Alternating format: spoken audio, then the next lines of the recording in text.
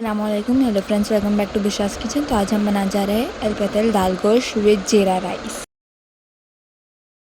ഇതിന് വേണ്ടിന് ഞാൻ അരക്കപ്പ് കടലൻ്റെ ബാളെടുത്തിന്, അരക്കപ്പ് ചുവന്ന ദാളെടുത്തിന്, അരക്കപ്പ് തുവർ ദാളില്ല അതെടുത്തിന്, കുറച്ച് കൂടുതൽ പച്ചപ്പരിൻ്റെ ദാളെടുക്കണം. പിന്നെ അതിനെ പങ്ങല കയറ്റി കുക്കറിലിട്ടിട്ട് ഒരു കുപ്പി വെള്ളം ഒഴിച്ചിട്ട് മഞ്ഞ ഉപ്പ് ഇട്ടിട്ട് വേവിക്കാൻ വെക്കണം. ഒരു ചിക്കൻ ട്യൂബ് ഇടണം.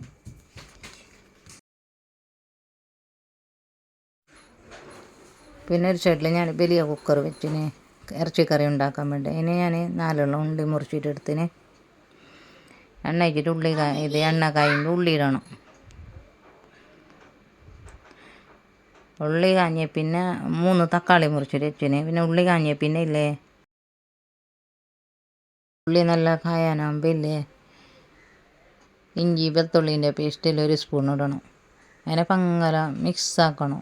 അതിൻ്റെ മണം മാറുന്നില്ല. അതിൽ നിന്ന് പിന്നെ ഈ 3 തക്കാളി മുറിച്ചിട്ട് വെച്ചിട്ടില്ലേ, ഈ 3 തക്കാളി ഇടണം. കുറച്ച് ഉപ്പിട്ടിട്ട് മൂടിയിട്ട് വെക്കണം. എന്താ അത് നല്ല പദം നിറാന്നല്ല. അതിൽ നിന്ന് 2 സ്പൂൺ മുളക് പൊടി, 1/2 സ്പൂൺ മഞ്ഞൾപ്പൊടിയും, 1/2 സ്പൂൺ കൊത്തമ്പാരിപ്പൊടിയും, 1/2 സ്പൂൺ ഗരം മസാല ഇട്ടിട്ട് നല്ല മിക്സ് ആക്കണം.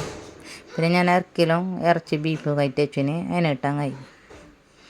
അതിനിട്ടിട്ട് നല്ല മിക്സ് ആക്കിയ പിന്നെ ഇല്ലേ ഒരു കുപ്പി വെള്ളം ഒഴിക്കണം. 4-5 പച്ചമുളക് ഇട്ടാക്കിയിട്ട് ഇടണം. പിന്നെ ഇതിൽ ഒരു സൈഡിൽ വേഗം വെക്കണം. ഒരു സൈഡിൽ ഞാൻ നീളത്തിൻ്റെ ഇല്ലേ ചെറുങ്ങെടുത്തിന് അതിനെ മുറിക്കണം. തോലെടുത്തിട്ട് ഇല്ലേ വലിയ കഷ്ണാക്കിയിട്ട് അതിനൊരു ചട്ടിക്ക് ഇട്ടിട്ട് ഉപ്പും മഞ്ഞൾപ്പൊടി ഇട്ടിട്ട് കുറച്ച് വെള്ളം ഒഴിച്ചിട്ട് വേഗം വെക്കണം.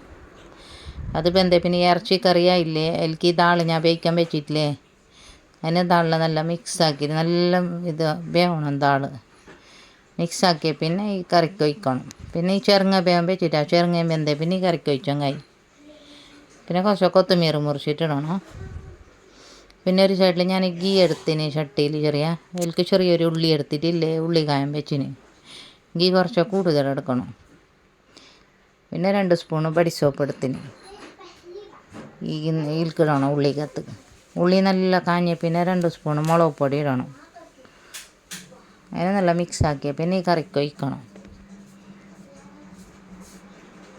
മുംബൈ दाल गोश्त रेडी है നോക്കും. वीडियो अच्छा लगा तो लाइक शेयर सब्सक्राइब करना ना भूलें. कमेंट डाउन नेक्स्ट वीडियो कौन सा बनाना